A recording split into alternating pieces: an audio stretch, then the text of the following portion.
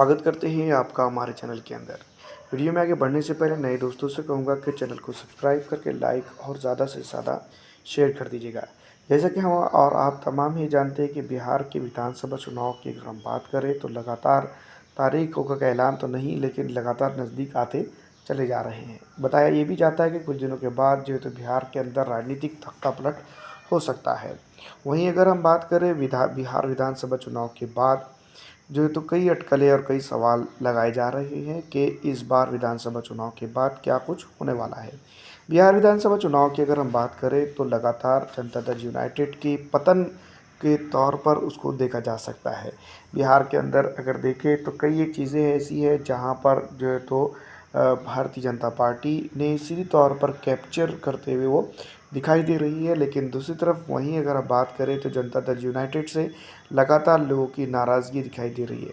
Bharatiya Janata party के साथ जब से जो है तो जनता दल यूनाइटेड का कॉम्बिनेशन हुआ है तो पिछले कई विधानसभा चुनाव और कई नगर निगम और कई जगहों पर देखा जाए तो लगातार भारतीय जनता पार्टी के साथ चलते हुए जनता दल यूनाइटेड का नुकसान हुआ है। लेकिन फिलहाल जिस तरह से ऑल इंडिया मजलिस इत्तेहादुल मुस्लिमीन के सदर बैरिस्टर असदुद्दीन अवैसी साहब लगातार जनता दल यूनाइटेड को घसीटते हुए नज़र आ रहे हैं, उसके हिसाब से अगर देखा जाए तो इस बार विधानसभा चुनाव के अंदर कई बड़े उलटफेर होते हुए दिखाई देंगे।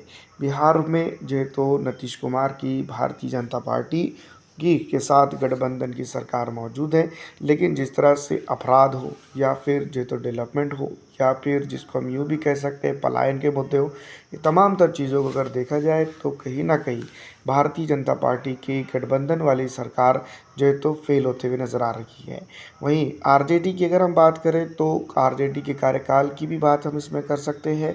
तो आरजेडी के कार्यकाल में बिहार के अंदर भी कुछ अच्छा नहीं था या फिर इतना ज़्यादा जो है तो अच्छा नहीं था, ऐसा भी हम कह सकते हैं। दूसरी तरफ अगर जिस तरह से जो माहौल बन रहा है, जिस तरह के हालात थे, उन तमाम तर चीज़ों को अगर देखा जाए तो नीतीश कुमार के सामने एक ही ऑप्शन फ़िलहाल बनता हुआ दिखाई दे रहा है, वो है जनता दल आरजेडी के तेजस्वी यादव। लेकिन वहीं कई एक जगहों पर कई एक पॉलिटिकल पार्टीज़ अपनी तरह से जो है तो आगे बढ़ने की कोशिश में लगातार दिखाई दे रही है। तो ये तमाम तर चीज़ें हैं इस बार विधानसभा चुनाव के अंदर, कहीं ना कहीं ये भी हम यूँ कह सकते हैं कि उलटफेर होगा और ऑल इंडिया मजलिस इत्तेहादुल मुस्लिमीन भी इसमें अपना एक अहम रोल अदा कर सकती है।